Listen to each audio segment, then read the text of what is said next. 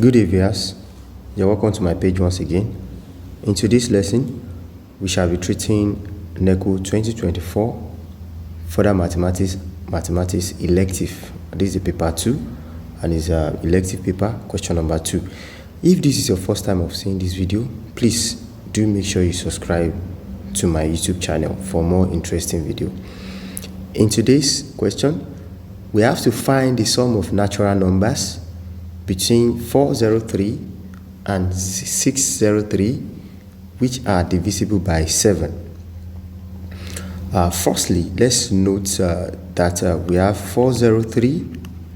Between 403 and 603, there are lots of numbers there. But don't forget, we are told that natural numbers, which shows that whole numbers, okay?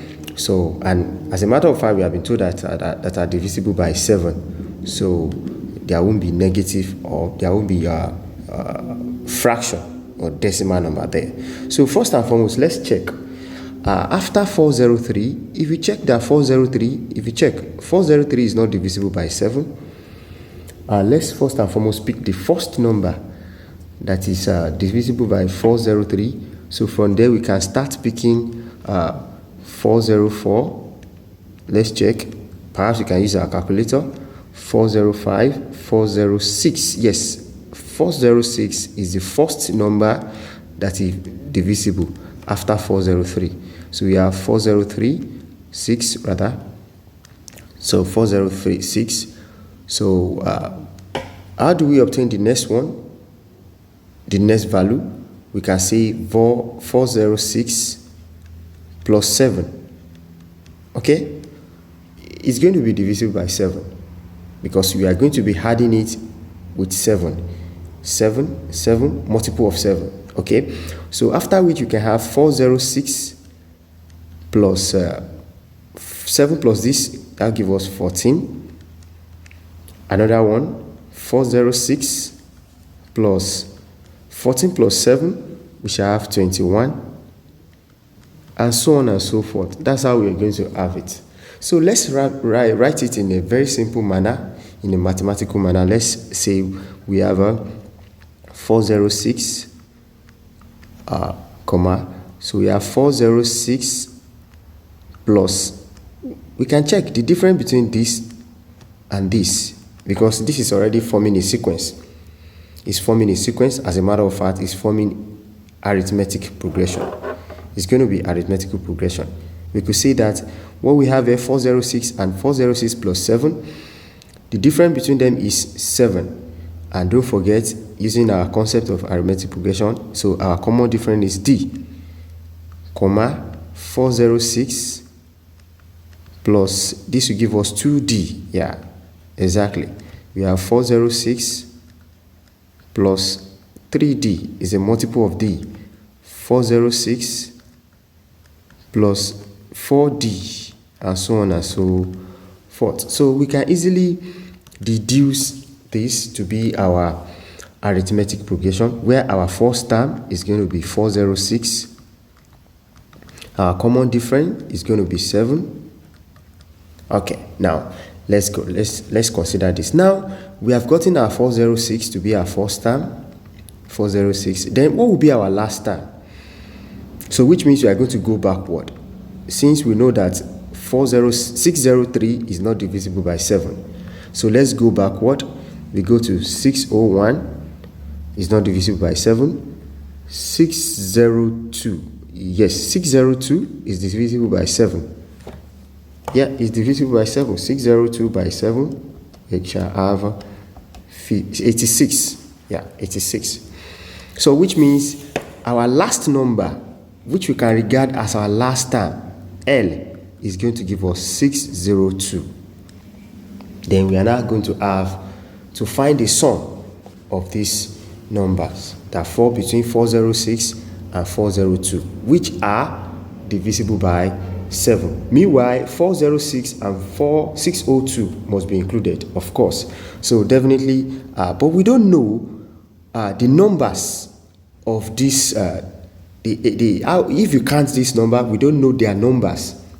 the numbers of these certain particular values that are divisible by 7, we don't know them, but we can use our common concept of a arithmetic progression, where we have our Tn, our n term of AP, which is equal to a plus n minus 1 all into d.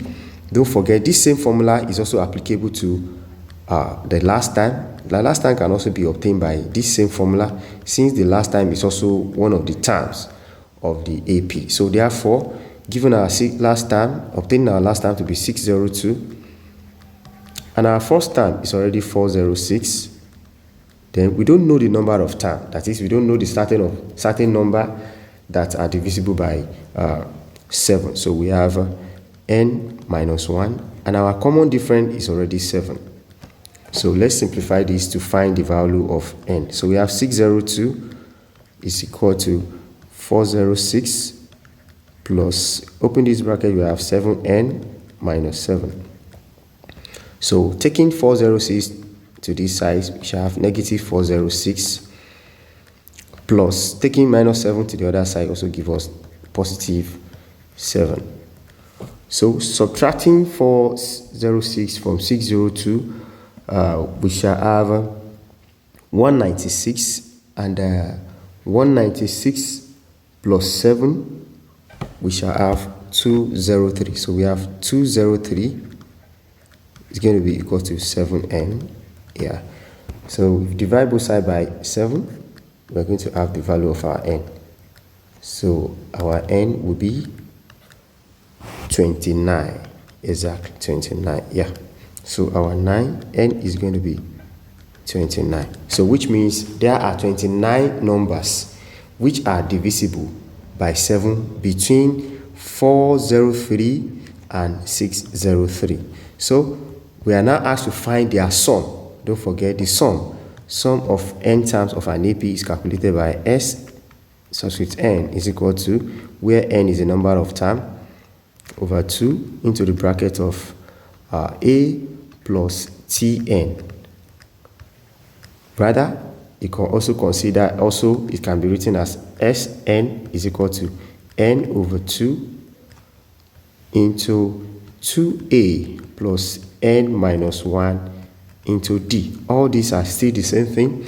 Likewise, you can also write this, if this last time is given, n over 2 into a plus the last term.